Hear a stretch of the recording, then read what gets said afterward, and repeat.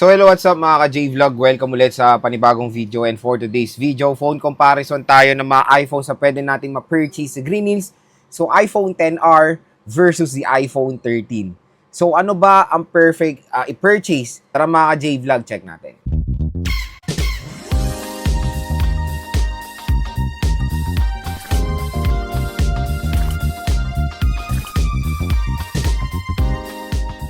So yan, for today's video, another phone comparison na naman tayo, and today i-compare nga natin ang iPhone XR versus the iPhone 13.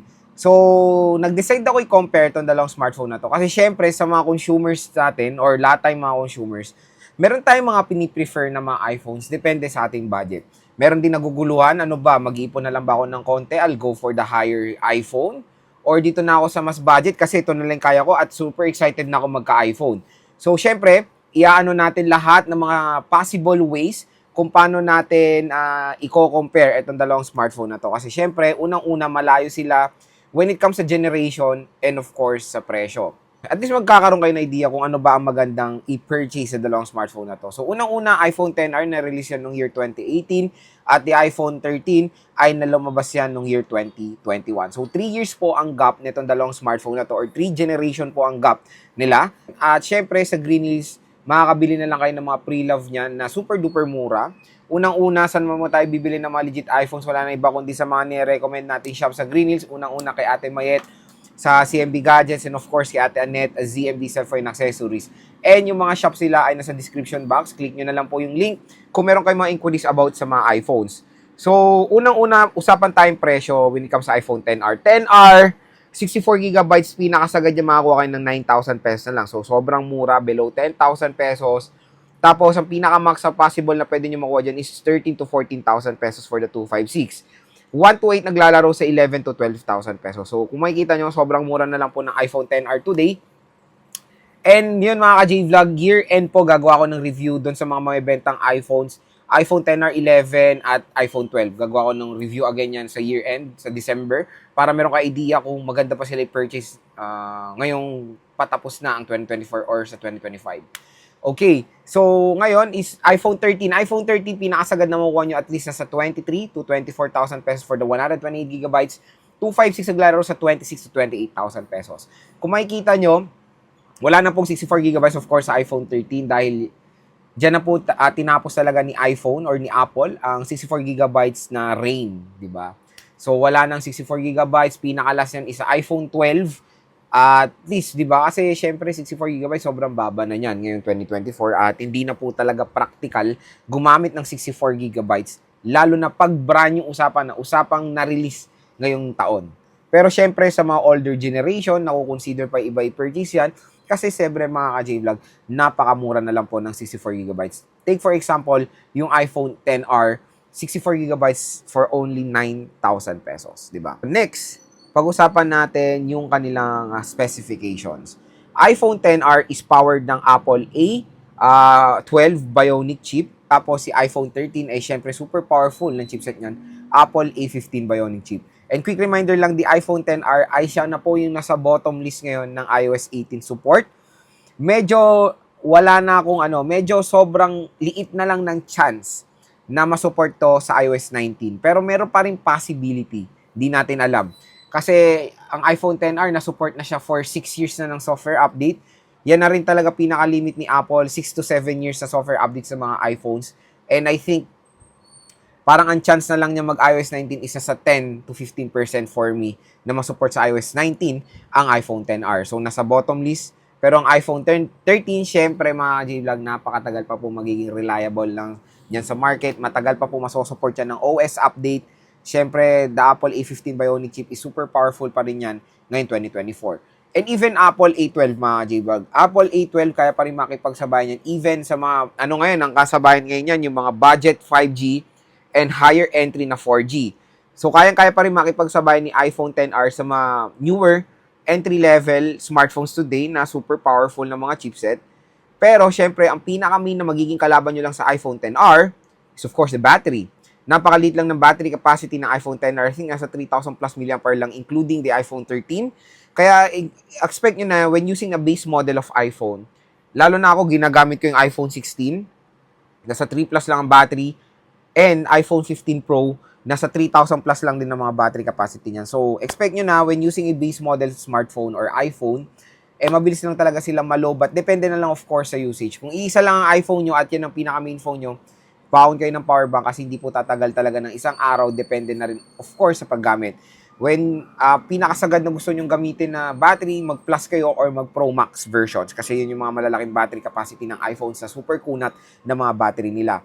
Okay. Next, of course, sa camera. Camera, napakalayo ng difference.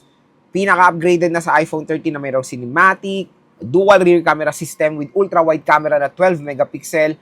Sa iPhone XR, isa lang yan na 12 megapixel. Single rear camera system, wala siyang ultra-wide. So, hindi kayo makakaano dito yung very famous nyo na 0.5. Hindi kayo makakaganyan sa iPhone XR. Pero sa iPhone 13, of course, makakapag-ganyan kayo. Next, of course, the design.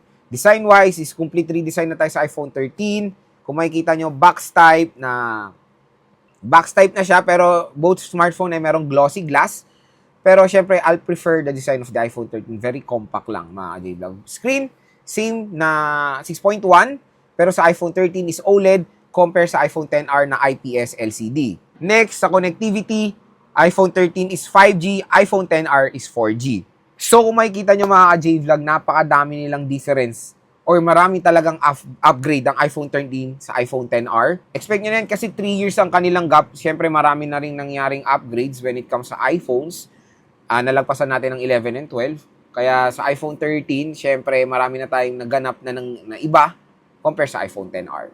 Kung i-compare natin ang 128GB ng iPhone XR for as low as 11,000 pesos, iPhone 13 for as low as 23,000 pesos. Again, yung mga sinasabi kong presyo ay depende na lang po yan sa store kung ano yung mga ma-offer nila. Ganun lang naman yung range or possible price natin na makukuha yan sa Green Hills 11 to 12, 23 to 24,000 pesos for the iPhone 13. So kung i-compare nyo, sabihin na natin 12 tsaka 24.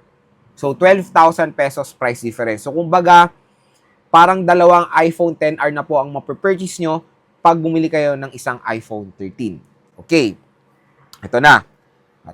Sa mga nagtatanong, Lods, ano ba? Iipon na lang ba ako? Kasi, Lods, ito na lang ang ano ko, ito na lang yung budget ko, 12,000 lang. Okay ba tong iPhone XR? Lalo na, malapit na siyang mawala sa update. Paano ba yan? Or mag-iipon na lang ba ako ulit para mag-iPhone 13? Kasi mas sulit siya, mas marami siyang specs, mas advanced. So ito mga ka-J-Vlog, for my perspective only, syempre, kung meron kayo extra budget, go for the higher iPhone na. Kasi iPhone XR is sa bottom list na yan. Mas maganda nang i-purchase nyo is at least iPhone 12 or iPhone 13. Pero syempre, dito kasi sa ating phone comparison, kino-compare natin itong dalawang smartphone na to. Kasi syempre, gusto nila i-skip na yung 12 eh. Yung ibang consumers gusto na 13. Kasi 13 is meron ng mga ibang mga gagandang specs, kumbaga, at 12,000 pesos ang kanilang price difference. Syempre, kung meron kayo extra budget, again, go for the iPhone 13. Napakasulit. 128GB ang pinaka-minimum. Marami na siyang changes compare sa iPhone XR. Marami ng upgrades tulad ng mga sinabi ko sa inyo kanina, including very popular na cinematic mode na ginagamit natin of course ngayon sa ating video. So naka-cinematic mode tayo mga J-Vlog ngayon. And kumbaga marami na rin, kumbaga matagal siyang magiging relevant pa yung OS niya sa market. Kumbaga mas matagal siya maso-software update. Again, kung meron kayo extra budget, huwag kayo magtipid, kumbaga mga J-Vlog, when purchasing an iPhone.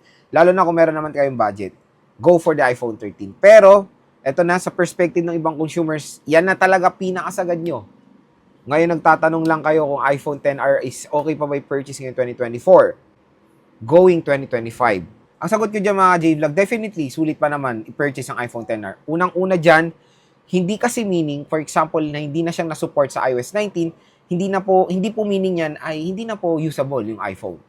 Kumbaga, pinaka-last is iOS 18, pero bibilang pa kayo ng ilang taon para mawala talaga sa support ang iOS 18. Take for example, the iOS 15. iOS 15 na ang pinakamababang OS ngayon na marami pang nasosupport ng applications. At ang pinaka-last na merong ganyan is iPhone 7, 7 Plus, and iPhone 6s. Yung mga smartphones na yan ay still nagagamit pa rin natin today at ang pinakalas nilang nawalan ng update is year 2021. So year 2024 na mga J-Vlog, 3 years nang nangyari yung iOS 15, pero nagagamit pa rin natin sa market ang iOS 15 or the iPhone 7 and 6s. So makikita nyo, ganyan naman po kaganda ang iOS, kahit na matagal na yung OS, marami pa rin nasusupport ng mga application. So ganyan pa rin sa iPhone XR. Kung bibili kayo ng iPhone XR ngayon for 12,000 pesos sa 120 gigabytes, matagal nyo pa rin po magagamit yan sa market today. Siguro bilang pa kayo ng 3 years to 4 years kasi yung iPhone 7 Plus ngayon, nagagamit pa rin natin. Baka sa 2025, magamit pa natin yan. Marami pa mga apps. Siguro bilang pa kayo ng 3 to 4 or 5 years para hindi talaga mawalan ng update or support ang iOS 18. Kasi kung hanggang iOS 18 na lang talaga ang iPhone XR. So yun mga ka-J-Vlog, again, kung bibili kayo ng iPhone XR, definitely sulit naman siya i-purchase dahil matagal pa siyang magiging relevant sa market and very powerful pa rin ang Apple A12 Bionic chip. Kaya pa rin niya mag-handle ng mga modern games today, including ML, COD, Genshin Impact, at marami pang iba. And kung gagamitin nyo to for gaming or multimedia, I suggest go for the 120GB or 256GB. Yes, nakakasilaw, 9,000 pesos ang 64GB, napakamura. Again, depende na lang po yan sa consumers. Kung ang consumers, social media, Netflix, hindi naman gano'n nagfo-photo, 64GB ay okay pa naman gamitin. Pero, at meron pa rin namang mga ibang ways or alternative ways para ma-expand ang inyong storage. So, pero for me, I suggest go for the 120GB para mas sulit. 11,000, 2,000 pesos lang naman ang price difference.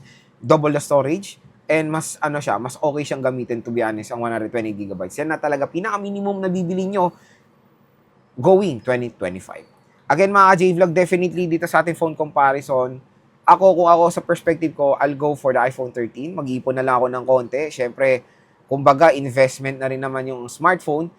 Sa mga ibang consumer, siyempre, investment ang smartphone kasi yan yung ginagamit nila, for example, for making contents, for online business. Siyempre, kung consider nyo rin na gagamitin nyo yung cellphone nyo, pang matagalan talaga. Again, saan ba tayo bibili ng mga legit iPhones? Wala na ibang kundi sa mga nire-recommend natin shop. Unang-una kay Ate Mayet. And of course, kay Ate Net sa ZMB Cellphone Accessories. Yung mga shops nila nasa description box. Check nyo na lang. Sabihin nyo lang, napanood nyo din sa vlog. Automatic yan, 500 pesos cash discount ang bibigay ng mga shops na yan.